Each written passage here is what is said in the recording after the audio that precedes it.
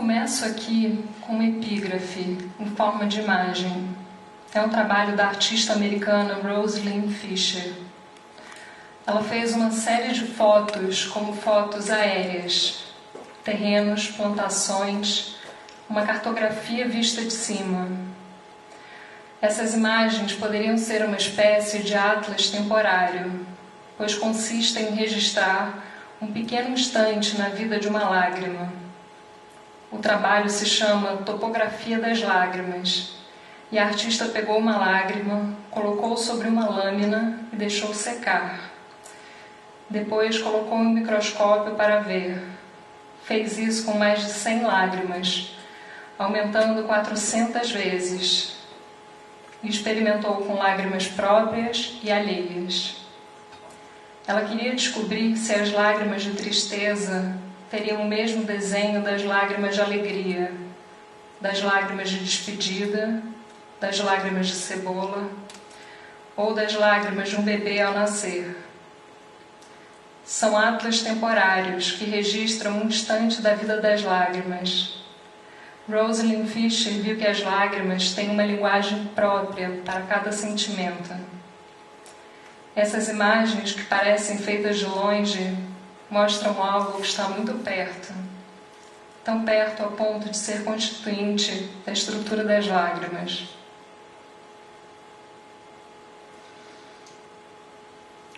Gostaria, antes de mais nada, de contar sobre o dia em que comecei a escrever esse texto. Eu estava passando uma semana no Rio e tinha ido ver uma exposição do Debré, num museu chamado Chácara do Céu.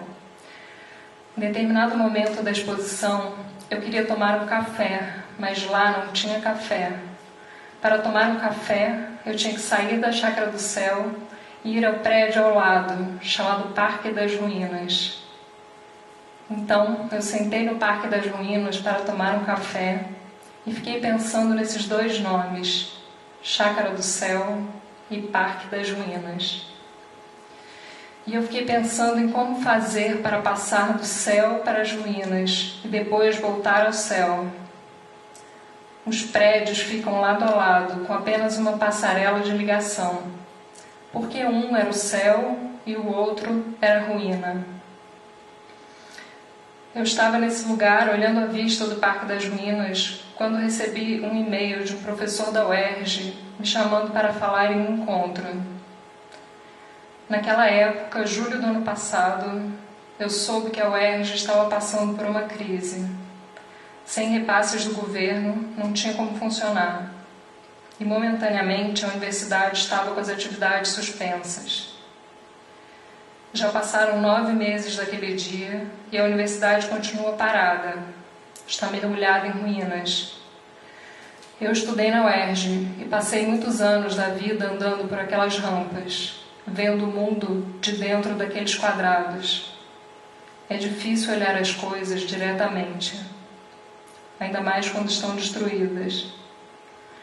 Naquele momento, no Parque das Ruínas, eu percebi que ultimamente temos falado muito essa palavra, ruína. Não só na UERJ e no Rio, mas em todo canto. Não sabemos o que fazer quando tudo parece a ponto de explodir.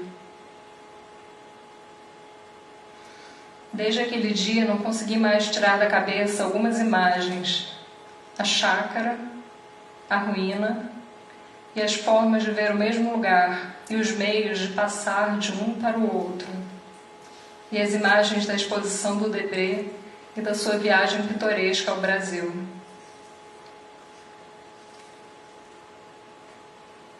Há exatos 200 anos, Debré chegou ao Rio de Janeiro. Ele integrava a chamada Missão Artística Francesa, expedição que pretendia criar no Brasil uma escola de belas artes e difundir uma nova imagem do novo mundo. Debré chega aqui como pintor histórico, com a função de testemunhar. Ele olha e vê. Ele começa pintando a corte imperial. Ele começa pintando paisagens, embora não seja naturalista, também faz um pequeno inventário da fauna e da flora brasileiras, como esse pitoresco mamão, ou esse peixe-galo, desenho de cunho científico, ao qual se atribuiu uma velada intenção de caricatura, pois viam nele certa semelhança com o perfil de Dom João VI.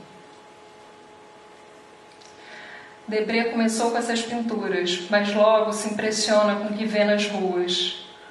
Um grande número de escravos convivendo com europeus recém-chegados, uma mistura de pessoas e temporalidades diferentes, e parece que é justo aí que ele decide retratar o cotidiano e fazer instantâneos. É assim que Debré começa um trabalho de cronista. Ele saía do ateliê no Catumbi e ia para a rua pintar.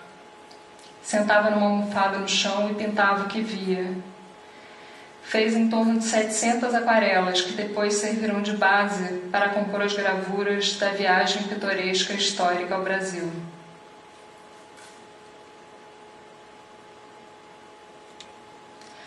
Queria contar sobre uma experiência em torno do gesto de olhar e ver. Em 2015, fui fazer uma residência na França. Eu estava naquele lugar para escrever. Além dos poemas, comecei a tomar notas, tentando entender o que estava vendo. Se a gente começa a escrever, anotar e nomear o que acontece, será que consegue fazer as coisas existirem de outro modo? A pergunta que eu fazia era: como lidar com o próprio lugar? Como incorporar aquele espaço? Eu queria entender alguma coisa que eu não sabia o que era, mas achava que estava ali, talvez nas sirenes que eu ouvia o dia inteiro, talvez na luminosidade que entrava pela claraboia. Como eu não sabia o que eu queria entender, decidi começar um diário e criei uma regra. Todos os dias deveria tirar uma fotografia no mesmo lugar e na mesma hora, e partir dela para fazer o diário. A única regra era essa, o resto era livre e girava em torno da pergunta: como ver o lugar? Eu estava hospedada em um ateliê na Cité des Arts, justo em frente tinha uma ponte. Decidi que aquele seria o lugar, e foi assim que comecei a escrever, no dia 1º de janeiro de 2015, o Diário Sentimental da Pont Marie. No dia 11 de outubro de 1614, o jovem Luís XIII e sua mãe Maria de Médicis colocaram a primeira pedra dessa ponte. Construída por Christophe Marie, construtor de pontes na França, ela ligou o bairro de Saint-Paul à ilha Notre-Dame, na época deserta. Chego a Pont Marie 401 anos depois. Atravesso a Pont Marie com 115 passos. Isso aqui é uma expedição. Todos os dias às 10 horas, fazer uma foto do mesmo ângulo da ponte. Uma foto diária, que possa dizer algo sobre estar aqui. O tamanho das pedras, a cor das placas, quem passa naquele exato momento. Não sei o que preciso saber. Escrever a partir das fotos, mas fazer o que com as fotos? Imagine uma foto do 6º dia.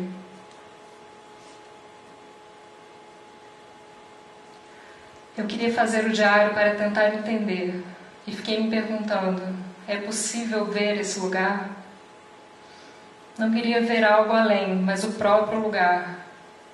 Talvez com a foto pudesse recortar um único instante. Sempre na vida eu tinha tentado pular etapas, apagar o meio, o entre, o processo. Como fazer para atravessar e passar pelas coisas? Com as fotos eu queria congelar um instante e tentar ler algo ali. Todos os dias lembrava de uma expressão em francês: ter lugar. O lugar faz parte da experiência e do acontecimento.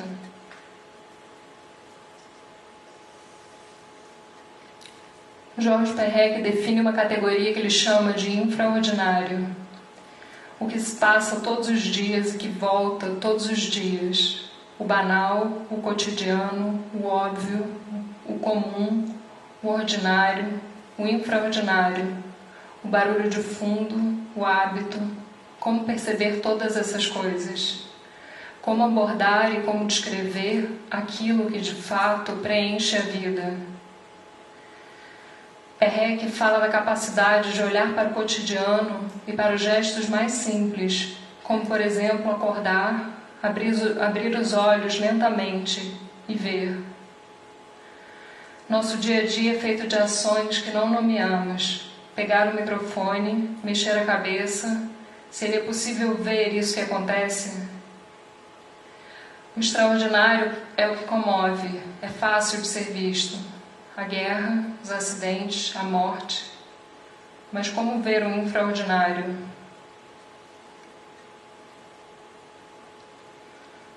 A ideia para o Diário da Paul Marie vinha de algumas referências. Primeiro, o filme Cortina de Fumaça. O personagem principal é dono de uma tabacaria. Todos os dias, às 8 horas da manhã, durante muitos anos, ele tira uma foto da esquina da tabacaria. Ele tem mais de 4.000 fotos. Numa manhã, um frequentador da tabacaria vê as fotos.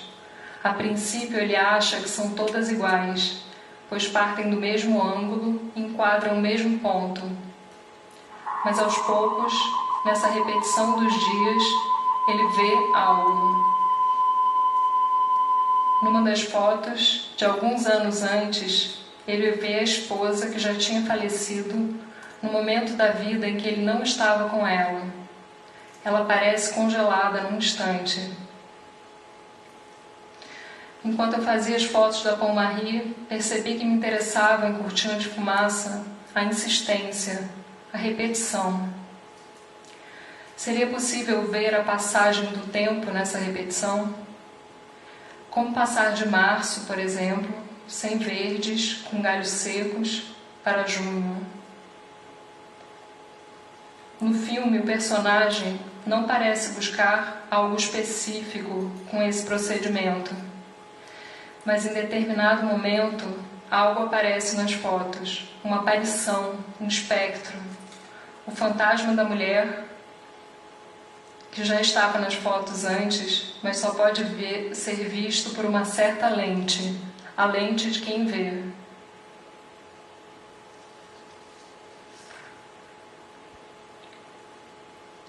Hoje é dia 5 de fevereiro, um dos dias mais frios no mês mais curto do ano.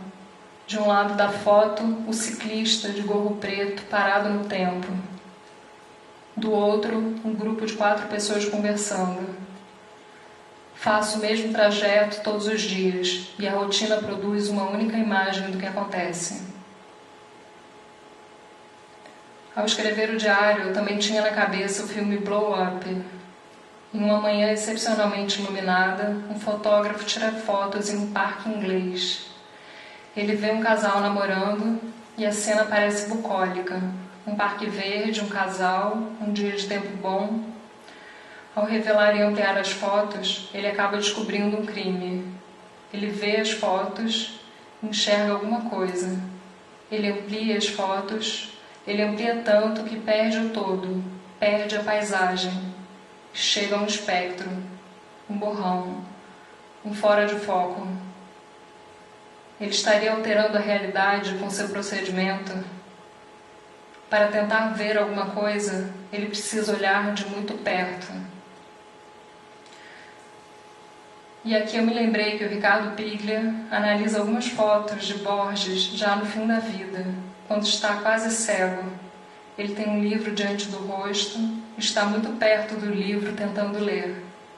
O olho fixo sobre a página contra o olho, ele tenta enxergar no fiapo de luz que ainda resta, e para ler precisa chegar muito perto.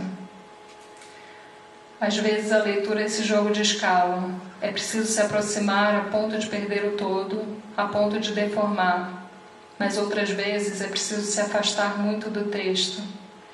E me lembro das performances do Valère Novarrinat, em que ele segura o livro com as mãos e o afasta para ler. Ele segura o livro o mais distante que pode, os braços à frente, erguidos. Resta só um fio que o liga ao livro. Volto ao trabalho de Rosalind Fischer, Topografia das Lágrimas. Ali, para ver a lágrima, é preciso se aproximar e chegar tão perto para poder ver de longe, como num mapa, um atlas temporário sentimental. Além dos filmes que já citei, outra referência para o Diário da Paul Marry foi o documentário do Harun Farrokhh, Imagens do Mundo, Inscrições da Guerra. Ali, Farrokhh trata justamente de uma situação em que alguma coisa aparece com a distância. O filme conta que em 1944, pilotos americanos fizeram fotografias aéreas de algumas fábricas de borracha na Alemanha. 33 anos depois, já nos anos 70, a CIA percebe que eles fotografaram também um dos campos de concentração de Auschwitz. Na época, eles não viram o que estava nas fotos porque não sabiam da existência dos campos, e por isso não havia nada para ver. Os campos já estavam nas fotos, mas não podiam ser vistos. Quando começam a ver as fotografias com outros olhos, algo aparece. Uma aparição, um fantasma. Nesse caso, precisam de uma distância temporal para poder ler. Copie um trecho dos diários do Davi Perlov. Maio de 73. Compro uma câmera. Começo a filmar sozinho. O cinema profissional não me interessa mais. Eu filmo dia após dia em busca de alguma coisa. Leva tempo aprender como fazer.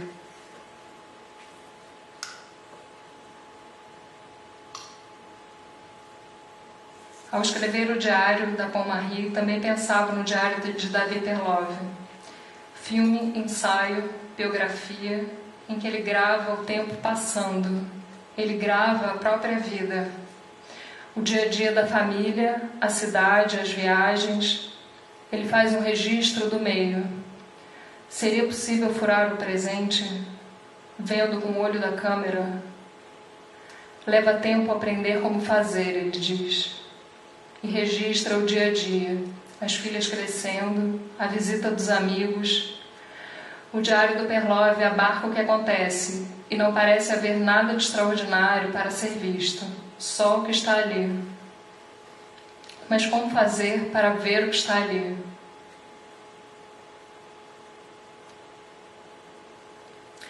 O Debré pintou o dia a dia, mas para ele, esse dia a dia era pitoresco e extraordinário. Cortina de Fumaça e Blow Up retratam o infraordinário, e de repente ali, algo pode ser visto. Algo que já estava ali, mas de repente vira um fantasma, vira a morte. Algo que já estava ali, mas precisa de um olhar de fora para se tornar acontecimento extraordinário. O diário do Davi Perlov também trata do infraordinário e parece quase tocar na vida. Em certo ponto do filme, que dura quase 6 horas, Perlov vem ao Brasil e fica um tempo hospedado em São Paulo, onde ele passou a infância. Depois ele vem ao Rio e filma Copacabana. E em seguida faz uma única imagem no bairro de Santa Teresa, com o bonde passando. Nessa única cena, gravada na época em que eu nasci, vejo ao fundo a casa da minha infância, o meu extraordinário, a janela de onde eu vi o mundo.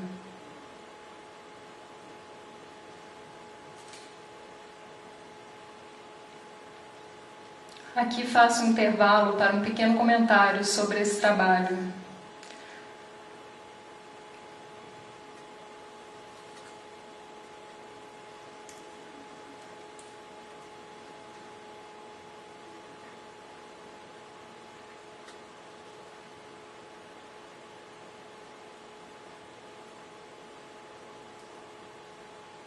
Eu não soube dizer, mas aproveito esse intervalo logo depois da janela da minha infância para contar uma história que a minha mãe contava quando eu era criança.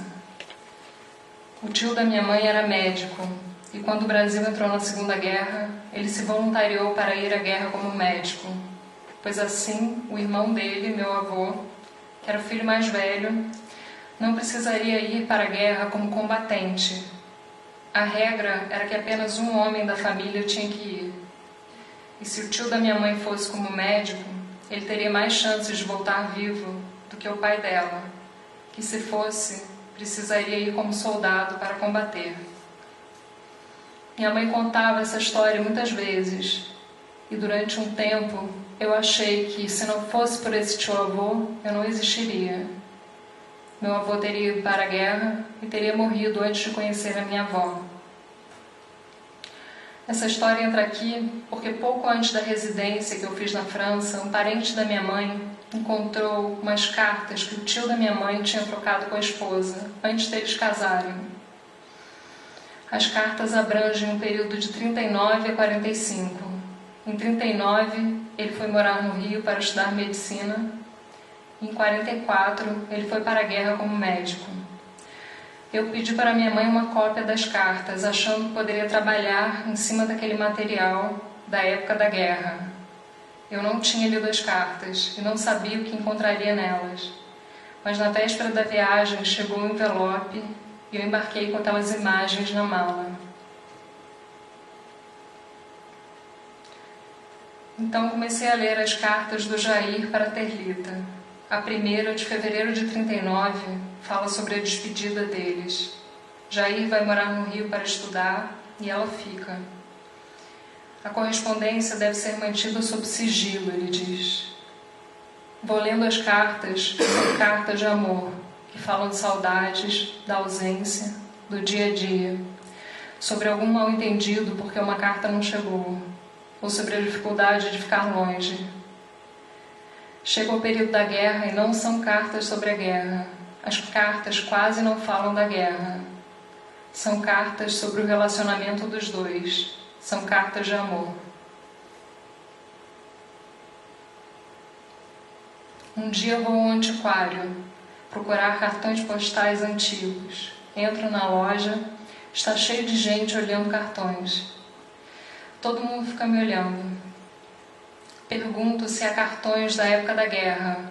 O funcionário me responde com uma pergunta. Qual guerra? Há muitas, ele diz. A Grande Guerra? Eu pergunto se tem algo da Segunda Guerra e ele me olha meio torto, diz que não. Que na época as pessoas não se mandavam cartões. Pergunto se há cartões de 46. Ele pergunta de qual região.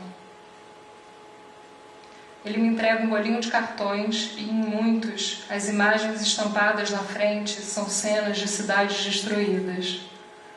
Rouen bombardeado e uma senhora passando na frente das ruínas.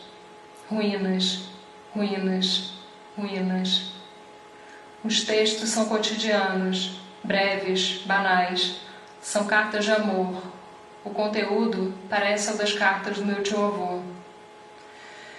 E eu me lembro de uma seção do livro Infraordinário, do Perrec, 243 cartões postais em cores verdadeiras. Visitando o Canal da Mancha, ótimo para descansar. As praias são lindas. Fiquei com queimaduras de sol. Um beijo. Estou passeando pelas Ilhas Baleares. O tempo está bom e, além do mais, come-se bem. Devo voltar na segunda. Uma carta de Etretat.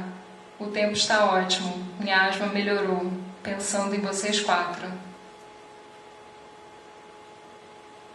Um mês depois, continua um zumbi. Ela diz, estamos no dia 7 de fevereiro. As poças no chão congelaram. Hoje a luz é outra. Ontem nevou.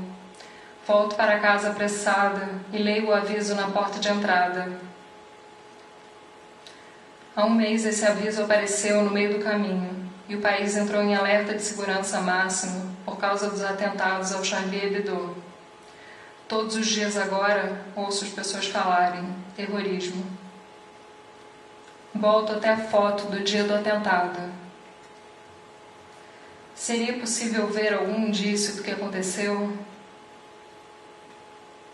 E a foto do dia seguinte? Um caminhão com a caçamba amarela, 4 pessoas andando. Tento ver alguma coisa diferente, mas não vejo nada. Será que à noite daria para perceber alguma mudança? Venho agora para a Casa Rui e para o lugar em que estamos. Será que aqui temos como ver alguma coisa além desse instante?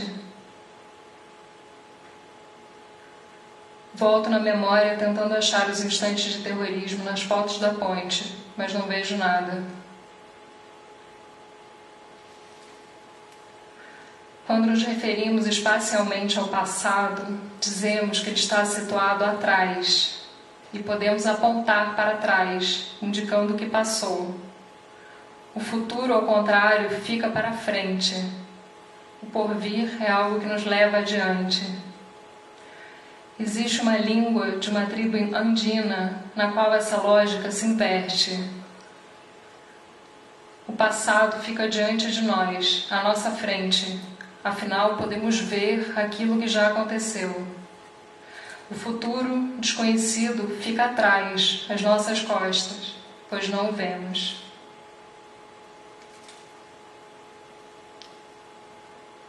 Quando chego na ponte, sinto um vento nas costas e lembro do fantasma que ronda Pont-Marie. Ela era uma francesa casada com um resistente e que durante a ocupação teve um caso com um oficial nazista. Em uma noite de inverno, ela ficou esperando o amante na ponte durante muitas horas e ele não veio. Contam que ela morreu congelada ou caiu no rio. Olho para a esquina em busca do espectro dela e não vejo. Vocês veem alguma coisa? Olho ao redor e procuro. A ponte tem 3 arcos. A água do rio é verde. Atravesso a ponte com 115 passos.